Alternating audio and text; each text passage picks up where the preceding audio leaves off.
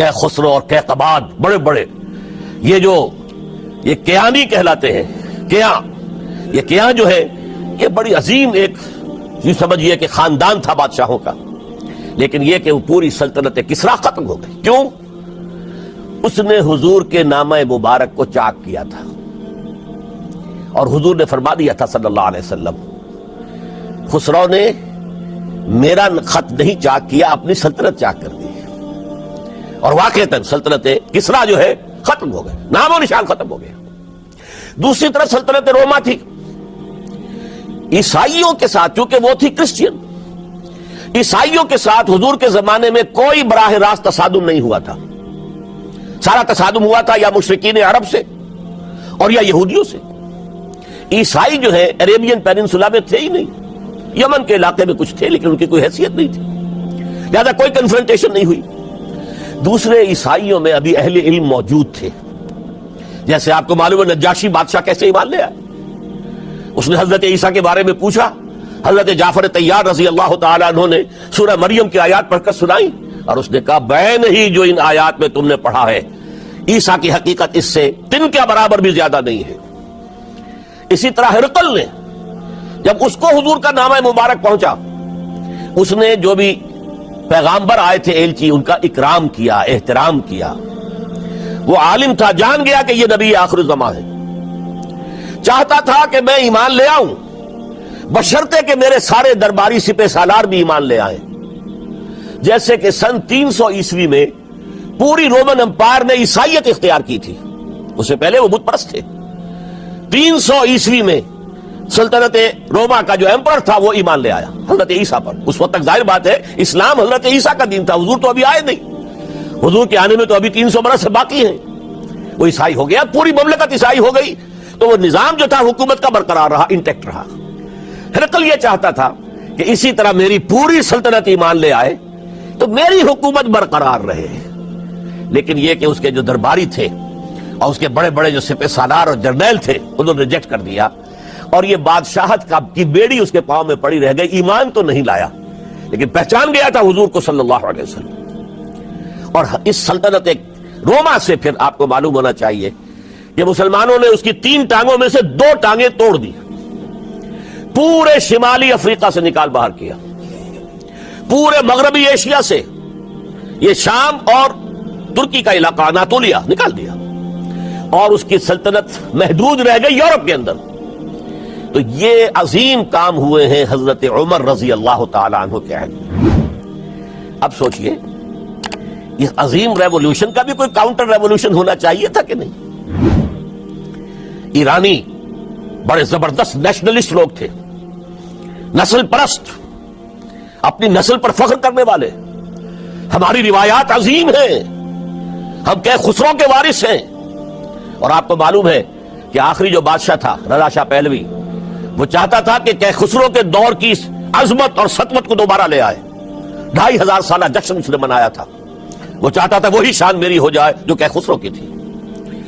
یہ جو ان کے اندر نیشنلزم تھا، جب ان کی سلطنت کے پرخچے اڑ گئے حضرت عمر رضی اللہ تعالیٰ عنہ کے ہاتھوں، تو ان کے دلوں میں حضرت عمر کی دشمنی، وہ خون کے پیاسے ہو گئے عمر کے رضی اللہ تعالیٰ عنہ. میں یہاں آپ کو ذرا ایک حوالہ دے دوں. فردوسی نے جو شاہ نامہ لکھا، حالانکہ وہ مسلمان تھے لیکن چونکہ پرانے ایرانی ذہن کی عکاسی کر رہے تھے، تو انہوں نے جب کہ عرب فوجیں آئی ہیں تو اس نے ایران کا جو اپنے اوپر فخر تھا اس کی ترجمانی کرتے ہوئے لکھا ہے، زشیر شتر خوردن و سوسمار عرب را بجائیست آیت قرار کہ تختے کیا را کنند آرزو تفو برتو ہے چرخ کرداں تفو. کہ یہ عرب اونٹنیوں کا دودھ پینے والے، گوہ کھانے والے. یہ گوہ ایک بڑی سی چھپکلی کا جیسا جانور ہوتا ہے جو صحرا کے اندر ہوتا ہے، اور وہ اپنا ایک گھر بنا کر رہتا ہے، اسے کھاتے تھے. تو یہ گوہ کھانے والے، اونٹنیوں کا دودھ پینے والے عرب، آج ان کی یہ جرت، یہ جسارت، یہ ہمت کہ تخت کیاں را کنند آرزو، کہ وہ آج آرزو کر رہے ہیں کہ کہ سلطنت کہ کا تخت جو ہے وہ ہمیں مل جائے. تفو برتو ہے چرخ کرداں تفو، تف ہے تجھ پر اے گردش کرنے والے آسمان، تف ہے تجھ پر. لہذا اب کاؤنٹر ریولیوشنری موومنٹس آئی ہے، حضرت عمر کی شہادت اس کا نتیجہ ہے۔ ہرمزان ایک جرنیل تھا اور اس کے جنگی جرائم اتنے شدید تھے ایرانی کے کہ واجب القتل تھا۔ وہ گرفتار ہو کر حضرت عمر کے سامنے پیش کیا گیا۔ حضرت عمر نے فرمایا یہ واجب القتل ہے، اس کی گردن اڑا دی جائے۔ اس کی چالاکی دیکھیے، اس نے کہا امیر المومنین، اے مسلمانوں کے امیر عمر رضی اللہ تعالی عنہ، مجھے ذرا پانی پلوا دیجیے۔ حضرت عمر نے فرمایا پانی لا دو۔ ایک کٹورے میں پانی دے دیا گیا۔ پھر کہا دیکھیے امیر المومنین، مجھے ضمانت دیجیے کہ جب تک میں یہ پانی پی نہ لوں مجھے قتل نہیں کریں گے۔ فرمایا ہاں ہاں تم پانی پی لو، جب تک یہ پانی تم نہیں پیو گے ہم قتل نہیں کریں گے۔ اس نے وہ کٹورا پھینک دیا۔ نہ اب میں یہ پانی پی سکتا ہوں نہ آپ مجھے قتل کر سکتے ہیں، کیونکہ آپ کا ہے یہ کہ جب تک میں یہ پانی نہیں پیوں گا آپ مجھے قتل نہیں کریں گے۔ اس ہیلے سے جان بچا گیا۔ پھر اس شخص نے ابو لولو فیروز ایک غلام تھا، اسے اس کام کے لیے تیار کیا۔ حضرت مغیرہ ابن شعبہ کا غلام تھا وہ، اور حضرت مغیرہ نے اس سے روزانہ کی ایک اجرت کہ تم کام کرو، مجھے صرف 7 آنے روزانہ دے دیا کرو۔ اس نے آ کر حضرت عمر سے کہا کہ میرا جو آقا ہے مغیرہ ابن شعبہ یہ مجھ سے بہت زیادہ طلب کرتا ہے۔ حضرت عمر نے پوچھا کیا دیتے ہو؟ 7 آنے۔ تم کرتے کیا ہو؟ کہ میں نجار بھی ہوں، میں لوہار بھی ہوں، میں یہ کام کرتا ہوں۔ فرمایا اتنے پیشوں کا جاننے والا اس کے لیے یہ روزانہ کا ٹیکس یہ زیادہ نہیں ہے، یہ تمہیں دینا چاہیے۔ اس نے کہا میں چکیاں بھی بناتا ہوں۔ حضرت عمر نے فرمایا پھر ایک چکی ذرا مجھے بھی بنا دینا۔ کہنے لگا آپ کے لیے تو میں ایسی چکی بناؤں گا کہ جس کی آواز دنیا بھر میں جائے گی۔ وہ شخص ہے اور ہرمزان کی سازش کے تحت وہ ایرانی جسے بعد میں ایرانیوں نے کیا کہا، جس نے قتل کیا حضرت عمر فاروق کو، حضرت ابو لولو فیروز۔ آج بھی ایران میں اس کی قبر کی تصویریں بکتی ہیں تعداد کے اندر۔ حضرت ابو لولو فیروز وہ آیا ہے مسجد نبوی میں، اور آ کر اس نے جبکہ حضرت عمر رضی اللہ تعالیٰ عنہ امامت فرما رہے حملہ کیا، 5-6 وار خنجر کے کیے۔ حضرت عمر رضی اللہ تعالیٰ شدید مجروح ہو گئے۔ یہ انتقام تھا جو عجم نے، وہ سلطنت کے جس کے ٹکڑے ختم ہو گئے تھے، جس کا ٹکڑے کر دیے گئے تھے، اس نے انتقام لیا عالم اسلام سے۔ سمجھا انہوں نے یہ تھا کہ شاید یہ پوری عمارت اسی ایک ستون پر کھڑی ہے، حضرت عمر ہی کے ستون پر کھڑی ہے، اس ستون کو گرا دو گے پوری عمارت گر جائے گی۔ لیکن ثابت ہوا نہیں، یہ محمد کی بنائی ہوئی عمارت ہے صلی اللہ علیہ وسلم۔ یہ بہت قوی ہے، اس کی بنیادیں بہت مضبوط ہیں، کوئی ذرا سی تریڑ بھی نہیں آئی، ذرا سی تریڑ بھی نہیں آئی۔ حضرت عمر فاروق کی شہادت کے بعد حضرت عثمان رضی اللہ تعالیٰ عنہ کا دور خلافت شروع ہوا، اور جوں کا توں جو قافلہ چل رہا تھا آگے چلتا چلا گیا۔ حضرت عثمان رضی اللہ تعالیٰ عنہ کے بارے میں بہت قیل و قال ہے، ان پر تنقیدیں بھی کی، اپنوں نے بھی کی ہیں، دشمنوں نے بھی کی ہیں۔ لیکن بات جان لیجئے، یہ تاثر غلط ہے کہ ان کے پورے دور خلافت کے اندر فتنہ رہا یا ہنگامہ رہا، قتل غلط۔ 10 برس خلفائے راشدین میں طویل ترین دور خلافت حضرت عثمان کا ہے رضی اللہ تعالیٰ عنہ، 12 برس۔ حضرت ابو بکر کے تو 2.25 برس تھے، حضرت عمر کے 10 برس تھے، ان کا 12 برس، اور 12 میں سے 10 سال ایسے تھے بعین ہی جیسے حضرت عمر کے 10 سال تھے۔ امن و امان ہے، سکون ہے، چین ہے، اور قافلہ اسلام بڑھ رہا ہے، فتوحات کا دائرہ بڑھتا چلا جا رہا ہے، فتوحات سیلاب کے مانند آگے بڑھ رہی ہیں۔ تھمتا نہ تھا کسی سے سیل رواں ہمارا یہ سیل رواں کوئی روکنے والی کوئی طاقت دنیا میں رہی نہیں تھی۔ کسرا ختم، سلطنت ایران ختم، اور دوسری سپر پاور سلطنت روما، اس کی 3 میں سے 2 ٹانگیں توڑ دی گئی، 1 رہ گئی۔ اب کون تھا؟ خارج میں کوئی طاقت نہیں تھی جو اسلام کے اس سیلاب کو اور پوری نوع انسانی پر اتمام حجت اور اللہ کے دین کو پہنچانے کے راستے میں رکاوٹ بن سکتی ہے۔ اب ایک فتنہ اٹھا، دیکھیے حضور کی کنفنٹریشن 3 مذاہب سے ہوئی تھی۔ ایک مذہب مشرکین کا، شرک کا قلع کما کر دیا گیا جزیرہ نما عرب سے، ختم ہو گئے۔ انہوں نے کاؤنٹر ریولوشنری موومنٹس اٹھائیں حضرت ابو بکر کے زمانے میں ان کو کرش کر دیا حضرت ابو بکر صدیق رضی اللہ تعالیٰ عنہ، چاہے ہزاروں صحابہ شہید ہوئے۔ اس کے بعد دوسری طاقت کون تھی؟ مذہبی، یہودی۔ یہود کے 3 قبیلے مدینے میں آباد تھے، بنو قینقاع، بنو قریظہ، بنو نذیر۔ 2 کو مدینے سے نکال دیا گیا ان کی بدعہدی کی وجہ سے، حالانکہ حضور نے مدینہ تشریف لاتے ہی ان سے معاہدے کر لیے تھے۔ ان کا میثاق مدینہ یہ در حقیقت ایک پیکٹ تھا، جوائنٹ ڈیفنس آف مدینہ کا۔ مدینے پر اگر کوئی حملہ کرے گا، اور ظاہر بات ہے یہ ایک امکان تھا کہ مکے والے آ کر حملہ کریں، مشرکین مکہ، لیکن مدینے کا ہم تحفظ کریں گے مل کر، مسلمان اور یہودی۔ لیکن انہوں نے ہر موقع پر وعدہ خلافی کی۔ پہلے بنو قینقاع نکالے گئے، پھر بنو نذیر نکالے گئے۔ غزوہ احزاب کے موقع پر بدترین جو ہے بدعہدی بنو قریظہ نے کی، اور ان کو بڑی سخت سزا دی گئی، کیونکہ انہوں نے خود کہا تھا کہ ہمارا فیصلہ سعد ابن معاذ رضی اللہ تعالی عنہ جو فیصلہ کر دیں گے وہ ہمارے حلیف ہے، جو فیصلہ کر دیں گے ہمیں قبول ہوگا۔ اور حضرت سعد نے تورات کے حکم کے مطابق فیصلہ کیا کہ ان کے جتنے جوان ہیں وہ قتل کر دیے جائیں گے۔ بڑی سخت سزا تھی کہ جو دی گئی ہے، اس میں کوئی شک نہیں۔ پھر ان کا اڈا تھا بہت بڑا خیبر میں، وہ نکال دیا گیا، وہاں سے انہیں نکالا گیا، اس کے اوپر مسلمانوں نے قبضہ کیا۔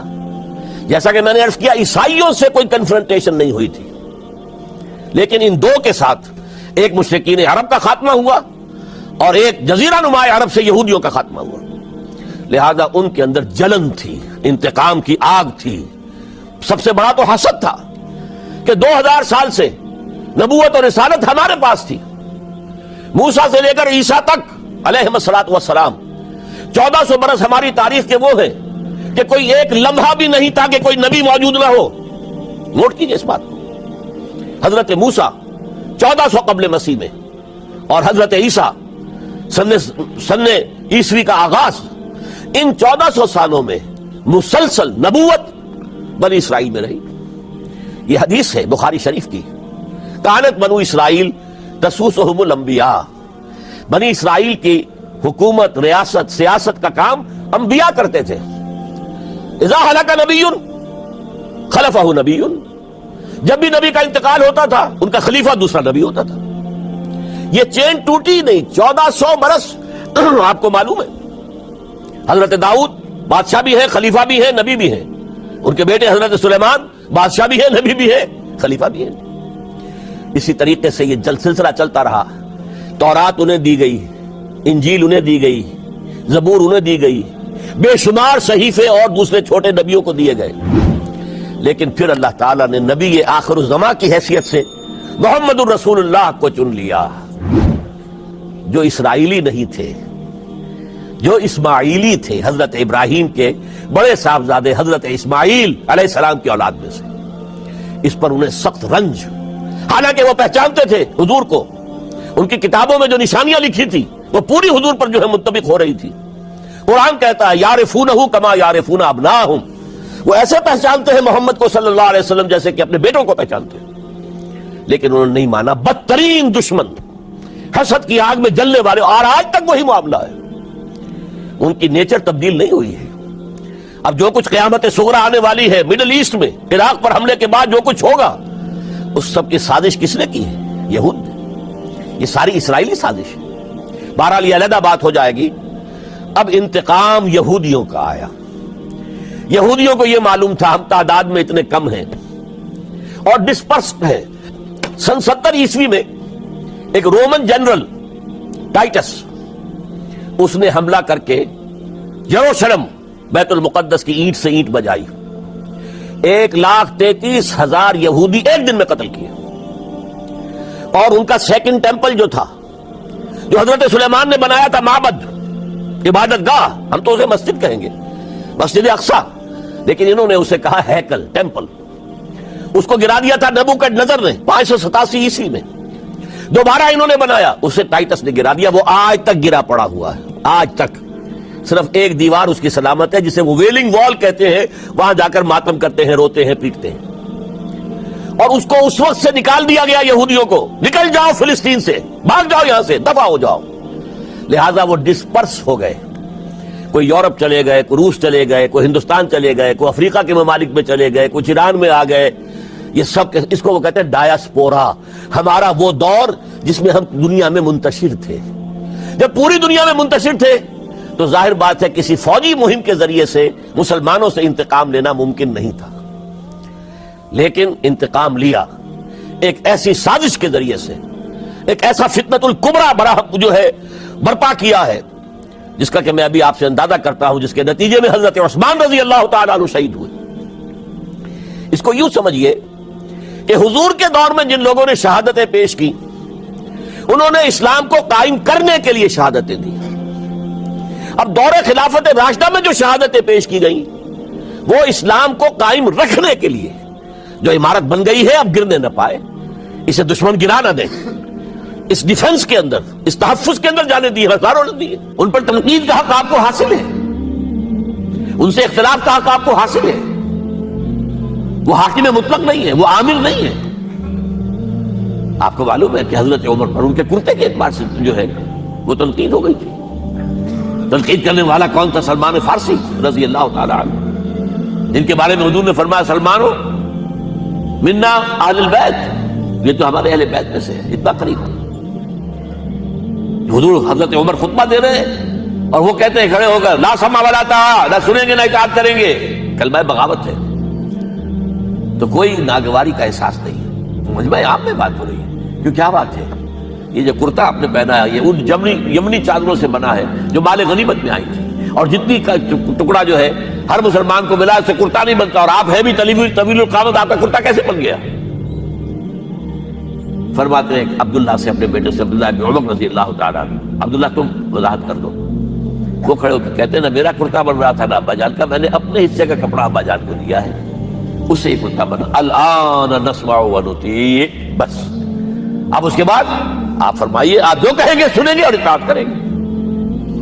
یہ متوازن نظام، نہ ڈکٹیٹریت ہے کہ کوئی بول نہیں سکتا، تم اور حاکم وقت پر تنقید کر رہے ہو اور بربرا کر رہے ہو۔ ایک عورت پکڑ لیتی ہے حضرت عمر کو رضی اللہ تعالیٰ عنہ۔ حضرت عمر نے آرڈیننس نافذ کر دیا تھا کہ اتنے سے زیادہ، اتنی رقم سے زیادہ مہر نہیں رکھا جا سکتا۔ کہ عمر تم کون ہوتے ہو ہمارے حق کے اوپر پابندی لگانے والے؟ جب قرآن میں ہے وَآتَيْتُمْ إِحْدَاهُنَّ قِنْطَارًا، چاہے تم نے اپنی کسی بیوی کو ڈھیروں سونا دیا ہو تب بھی طلاق کی شکل میں واپس نہیں دے سکتے۔ قنطار کہہ رہا ہے، آپ کون روکنے والے؟ اور حضرت عمر فرماتے ہیں آج ایک عورت نے عمر کو دین سکھایا، آرڈیننس واپس۔ اسی طریقے کا معاملہ حضرت عمر کا یہ اجتہاد تھا کہ یہ جو زمینیں اتنی بڑی بڑی جو ہے، سواد، عراق، ایران، مصر، سب فتح ہو گئے، چند ہزار صحابہ۔ اب مطالبہ یہ تھا کہ یہ مال غنیمت ہمارے اندر تقسیم کر دیجیے۔ جیسے حضور نے غزوہ خیبر میں جو زمینیں تھیں یہودیوں کی وہ مجاہدین میں تقسیم کر دی تھی، دلیل موجود، دلیل بھی سنت رسول سے ہے صلی اللہ علیہ وسلم۔ حضرت عمر کی حکمت کچھ اور کہہ رہی ہے۔ یہ بات تو میں اپنے انداز سے کہہ رہا ہوں کہ اگر ایسا ہو گیا تو تاریخ انسانی کی سب سے بڑی جاگیرداری قائم ہو جائے گی، کتنے بڑے بڑے رقبے جو ہے صحابہ کو مل جائے گا۔ لیکن انہوں نے جو بات بیان کی وہ یہ تھی اگر یہ سارا تقسیم ہو گیا تو بعد میں آنے والوں کے لیے کیا رہے گا، اور جو فوجیں اب ہمیں پورے نظام کے لیے رکھنی پڑے گی ان کو کون سپورٹ کرے گا، ان کے لیے کہاں سے خرچہ آئے گا؟ تو انہوں نے طے کیا کہ یہ مال جو ہے مال فے ہے، یہ بیت المال کا ہے۔ جو مال غنیمت ہے وہ صرف وہ ہوگا جو عین محاذ پر حاصل ہوا ہے، ہتھیار ہیں یا بھیڑیں بکریاں ہیں یا اور جانور ہیں، یا وہاں پر جو پکڑے جائیں گے قیدی وہ غلام ہوں گے، وہاں پر اگر عورتیں ہوں گی پکڑی جائیں گی، خریدیں ہوں گی۔ یہ نہیں کہ پورے ملک جو ہے وہ غلام بنا دیے جائیں اور پورے ملک کی جو زمینیں تقسیم کر دی جائیں۔ بعض صحابہ کھڑے ہو گئے نہیں۔ اب حضرت عمر نے ٹریبونل قائم کیا ہے، 5 صحابہ اوس میں سے، 5 خزرج میں سے، بیٹھ جائیے وہاں اپنا بھی وہ پیش کیا نقطہ نظر، باقی انہوں نے بھی کیا۔ وہ ٹریبونل نے فیصلہ کیا کہ عمر کی رائے صحیح ہے رضی اللہ تعالیٰ۔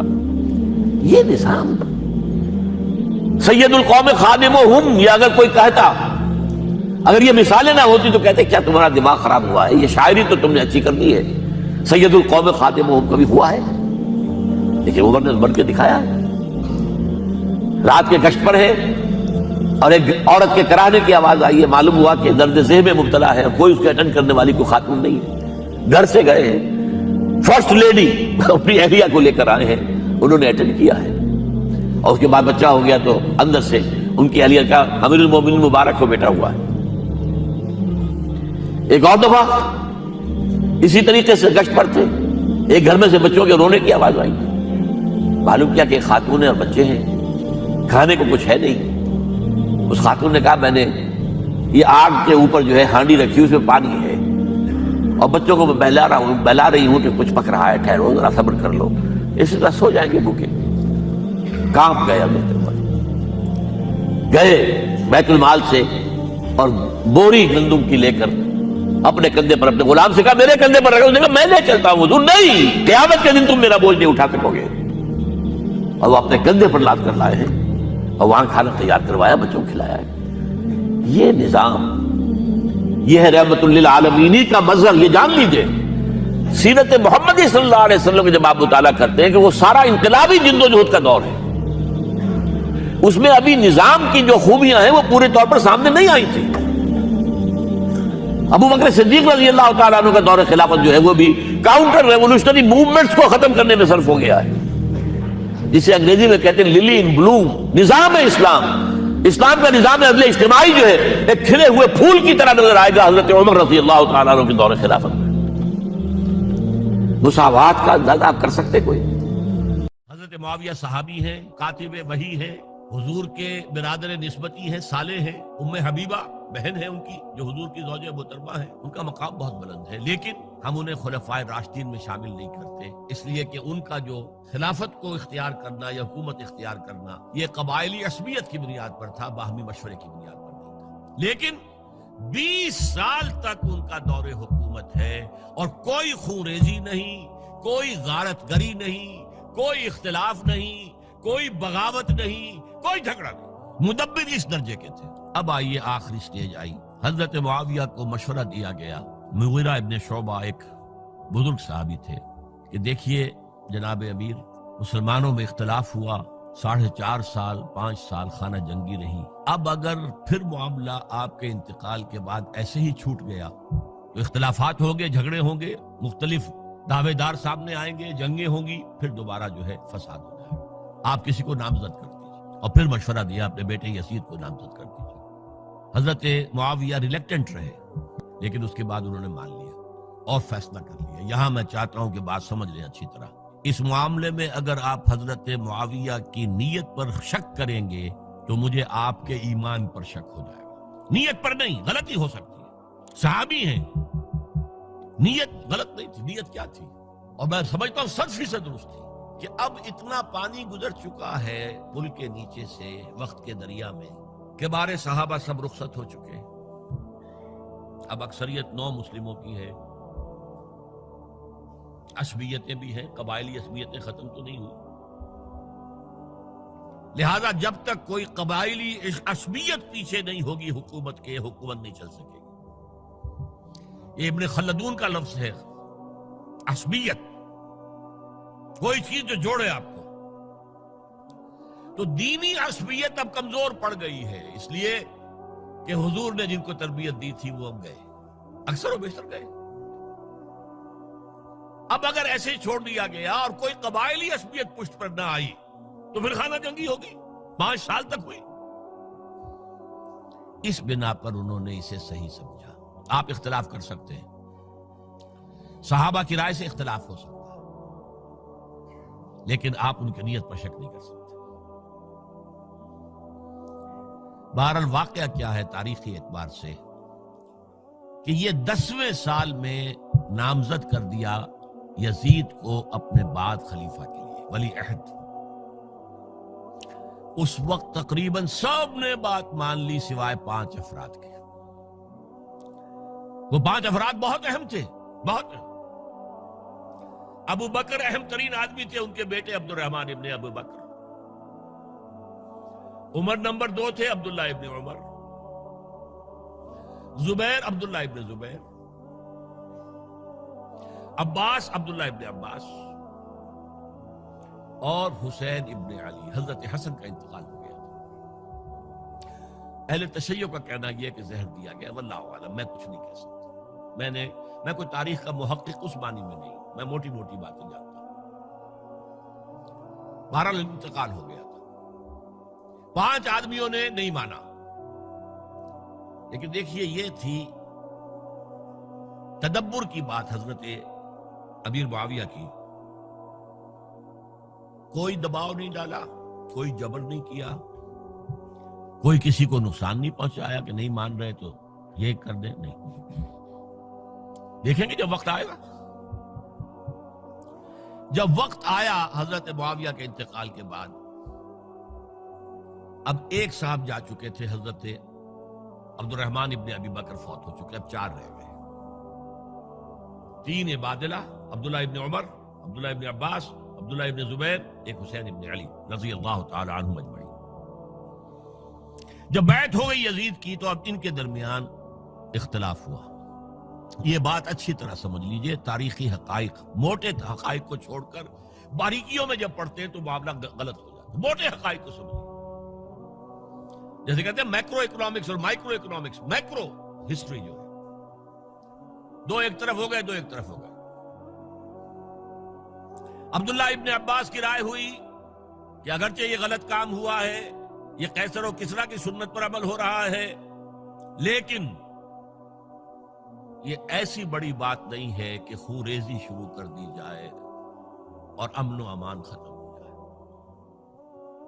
یہی بات عبداللہ ابن عمر کی ہو گئی. یہ 2 تو ایک یکجا ہو گئے. مصلحت کہہ لیں جو بھی سمجھے, لیکن نیت پر حملہ نہیں کر سکیں گے. دیانتاً انہوں نے یہ سمجھا کہ اب جب کہ ہو گیا معاملہ تو ٹھیک ہے. حرام مطلق تو کہیں نہیں لکھا ہوا قرآن کے اندر کہ بیٹا نہیں ہو سکتا, کہیں نہیں لکھا ہوا.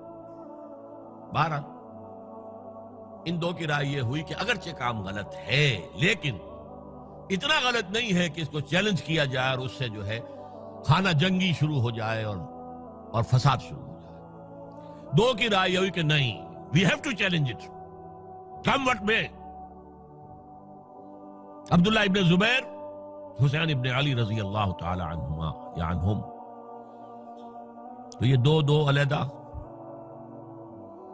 ان 2 میں اب اختلاف ہوا.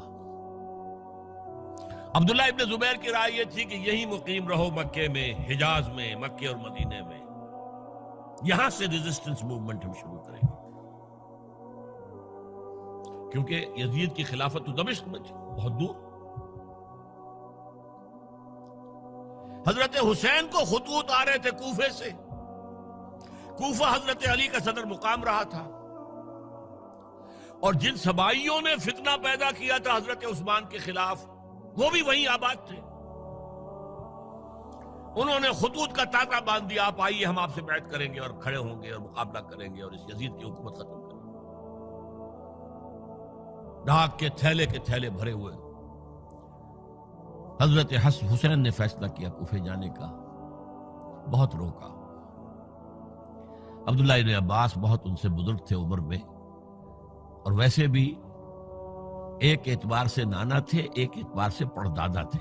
حضرت عبداللہ ابن عباس حضور کے چچا زاد بھائی تھے, تو نانا ہو گئے کہ نہیں, حضور نانا تھے کہ نہیں. اور حضور کے چچا تھے حضرت عباس, ان کے بیٹے ہیں. تو اس اعتبار سے حضرت علی رضی اللہ تعالیٰ عنہ کے کیا ہو گئے, چچا. بہرحال میں کچھ گڑبڑ کر رہا ہوں اس وقت. وہ دوڑتے جا رہے تھے کہ حسین خدا کے لیے مت جاؤ, خدا کے لیے مت جاؤ, یہ کوفی تمہارا ساتھ نہیں دیں گے. الکوفی لا یوفی, کوفی وفا نہیں کرتا وعدہ. اور خدا کے لیے اگر جانا ہے اپنے گھر والوں کو یہاں چھوڑ دو. بس حضرت حسین پر رضی اللہ تعالی عنہ جو ایک کیفیت تھی, انہوں نے سب باتوں کو نظر انداز کیا. وہاں ہزاروں لوگوں نے مسلم بن عقیل جو حضرت حسین کے نمائندے کی حیثیت سے پہلے گئے تھے, ان کے ہاتھوں پر بیعت کیا. وہ خطوط آ رہے تو اور بھی بات پختہ ہو گئی. ابھی راستے ہی میں تھے کہ پتہ چلا کہ ابن زیاد گورنر بن کر آیا ہے, اور اس نے جو وہاں پر تشدد کیا ہے اور ڈنڈا برسایا ہے, سب بیعت توڑ کے گھروں میں چھپ گئے. اور مسلم بن عقیل جو ہیں وہ بے یار و مددگار شہید بھی کر دیے گئے. حضرت حسین نے ارادہ کیا کہ واپس ہو جائے مدینے کی طرف۔ اب مسلم بن عقیل کے بیٹے جو ہیں، وہ عرب کی ایک غیرت ہے، ایک آنر جسے آج کل کہتے ہیں، ہم اپنے باپ کا بدلہ لیے بغیر نہیں جائیں گے۔ اور حضرت حسین کی شرافت اور مروت، یہ لوگ میرے ساتھ آئے تھے نا، میرا ساتھ دے رہے تھے، اب میں ان کا ساتھ کیسے چھوڑوں؟ بہرحال وہ حادثہ فاجعہ ہو کر رہا، اور اس میں سب سے بڑا سبب جو بنا ہے وہ میں چاہتا ہوں جس کی طرف کسی کی نگاہ نہیں گئی۔ افسوس یہ ہے کہ میرا اس پر جو کتابچہ ہے سانحہ کربلا وہ آؤٹ آف پرنٹ تھا، کوشش تھی کہ آج یہاں وہ پیش کیا جاتا، مختصر ترین، لیکن آپ دیکھیں گے کہ کلیئر ہو جاتی ہے ہسٹری۔ دو کتابچے ہیں، شہید مظلوم، میرے نزدیک مظلوم ترین شہید حضرت عثمان رضی اللہ تعالی، اور سانحہ کربلا، بہت بڑا سانحہ ہے، اس میں کوئی شک نہیں۔ حضرت حسین کا صبر اور مثابرت اور استقلال اور شجاعت، یہ مثالی ہے تاریخ کے اندر۔ اپنے سامنے جو ہے، اپنے ایک ایک کر کے چراغ گل ہو رہے ہیں، خاندان سارا ختم ہو رہا ہے، شیرخوار بچے شہید ہو رہے ہیں۔ وہ تو ایک بچہ بیمار تھا، حضرت علی بن حسین زین العابدین رحمت اللہ علیہ، وہ بچا ہے۔ لیکن اصل میں شرافت اور مروت جو ہے وہ بسا اوقات اپنی شرافت کی وجہ سے مار کھا جاتی ہے۔ حضرت حسین سے میرے نزدیک یہ ایک اسٹریٹجک مسٹیک ہوئی کہ جب کوفیوں کا لشکر سامنے تھا تو وہاں کھڑے ہو کر ایک ایک کا نام لے گا، فلاں ابن فلاں، کیا تم نے مجھے خط نہیں لکھا تھا؟ اے فلاں ابن فلاں، کیا تم نے مجھے خط نہیں لکھا تھا؟ سب کے راز فاش کر رہے ہیں، اور دیکھو یہ میرے پاس یہ تھیلے بھرے ہوئے تمہارے خطوں کے موجود ہیں، تم نے مجھے بلایا اور میں آیا۔ یہ بات تھی جس کی بنا پر اب ان کے لیے کوئی چارہ نہیں تھا کہ انہیں شہید کر دیں، ورنہ تو یہ ہمارا بھانڈا پھوڑ دیں گے جا کر یزید کے پاس، تو ہماری کھالیں کھنچ جائیں گی۔ یہی وجہ ہے کہ حضرت حسین نے 3 آفرز کی، مجھے واپس مدینے جانے دو، نہیں، مجھے یزید کے پاس جانے دو، نہیں،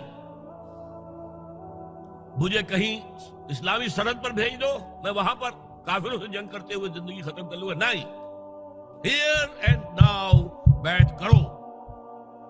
یہ حضرت حسین کی شرافت، غیرت، حمیت، مروت اس کے خلاف تھا، لہذا انہیں شہید کیا گیا، اور پھر خیموں کو آگ لگائی گئی۔ یہ نوٹ کیجئے کیوں لگائی گئی؟ اگر تو یہ غصے اور انتقام میں اور وینجینس میں ہوتا تو حضرت علی بن حسین زین العابدین کو بھی شہید کرنا چاہیے تھا، نہیں کیا۔ اگر یہ اس طرح کا معاملہ ہوتا تو خواتین کی بے حرمتی ہوتی، نہیں ہوئی۔ یہ خیمے کیوں جلائے؟ تاکہ وہ جو ایویڈنس ہے وہ ختم ہو جائے، ہمارے خلاف یہ جو ڈاکومنٹری پروف لیے پھر رہے ہیں، خیمے جلیں گے اور یہ تھیلے بھی جل جائیں گے اور یہ خود بھی جل جائیں گے اور ہم بچ جائیں گے۔ یہ ہے میرا تجزیہ۔ بہرحال اس میں کوئی شک نہیں کہ تاریخ انسانی کے عظیم حوادث میں سے وہ ہے، اور میرے نزدیک حضرت حسین رضی اللہ تعالیٰ عنہ کا اختلاف کر سکتا ہے، جو چاہے کرے، حضرت حسین سے اختلاف کرے اور اتفاق کرے حضرت عبداللہ ابن عمر، عبداللہ ابن عباس کے ساتھ، تب بھی ٹھیک ہے، اور اگر حضرت عبداللہ ابن عباس اور عبداللہ ابن عمر سے اتفاق کرے اور حضرت حسین ان سے اختلاف کرے، تب بھی شک ہے۔ معصوم کوئی نہیں، ہمارے نزدیک معصومیت خاصہ نبوت ہے، نبوت ختم ہوئی حضور پر، معصومیت ختم ہوئی، غلطی ہر ایک سے ہو سکتی ہے اور آپ رائے رکھ سکتے ہیں، لیکن کسی صحابی کی نیت پر حملہ نہیں کریں گے آپ۔ صحابی کی نیت پر حملے کا مطلب کیا ہے کہ محمد صلی اللہ علیہ وسلم تزکیہ نفس نہیں کر پائے، یہ ریفلیکٹ کرے گی حضور کی اس پوری کی پوری جد و جہد پر کہ شخصیت سازی نہیں کر پائے محمد صلی اللہ علیہ وسلم، نہیں، معاذ اللہ ثم معاذ اللہ ثم معاذ اللہ۔ بہرحال یہ ہے تاریخ کے اعتبار سے ہمارے ہاں جو عظیم ترین ذی الحج کے مہینے میں حضرت عثمان شہید ہوئے تھے. 28 ذی الحج کو حضرت عمر پر حملہ ہوا تھا. 1 محرم کو ان کی شہادت ہوئی تھی. 10 محرم کو یہ سانحہ کربلا پیش آیا تھا. یہ ہماری اس ابتدائی تاریخ کے اہم لینڈ مارکس سے جنہیں ہم شہادت کے نام سے جانتے ہیں. لیکن میں اب پھر دوبارہ کہوں گا کہ یہ اللہ کی راہ میں قتل ہوئے. وَلَا تَقُولُوا لِمَنْ يُقْتَلُ فِي سَبِيلِ اللَّهِ أَمْوَاتٌ بَلْ أَحْيَاءٌ وَلَكِنْ لَا تَشْعُرُونَ وَلَا تَحْسَبَنَّ الَّذِينَ قُتِلُوا فِي سَبِيلِ اللَّهِ أَمْوَاتًا بَلْ أَحْيَاءٌ عِندَ رَبِّهِمْ يُرْزَقُونَ. لیکن وہ شہادت علی الناس کی ذمہ داری جو مجھ پر اور آپ پر ہے. حضرت حسین کو یاد کر لیں, حضرت عثمان کو یاد کر لیں, ان کے لیے کوئی رنج اور غم کا اظہار کر لیں. اس سے کچھ حاصل نہیں ہے. حاصل تو یہ ہے کہ شہادت علی الناس کی تیاری کیجئے. اپنی ذاتی زندگی میں آج سے گواہی دیجئے اللہ کے بندے ہونے کی, اپنے عمل میں, اپنے قول میں, اور کوشش کیجئے کہ مل جل کر اس ملک کے اندر وہ نظام برپا کرے کہ جو شہادت علی الناس دین حق کے ایک کامل نمونے کے طور پر دنیا پر حجت قائم کر دے کہ دیکھ لو اپنی آنکھوں سے یہ ہے وہ دین حق جو محمد لے کر آئے تھے. اللہ تعالیٰ مجھے اور آپ کو اس کی توفیق عطا فرمائے. باقی یہ کہ یہ کیسے ہوگا اس پر تو میری کتابیں پہلے بھی تقاریر میں کر چکا ہوں. وہ منہج انقلاب نبوی وغیرہ وہ ہے, ان کا مطالعہ کیجئے. بارک اللہ لی و لکم فی القرآن العظیم ونفعنی و ایاکم بالآیات والذکر.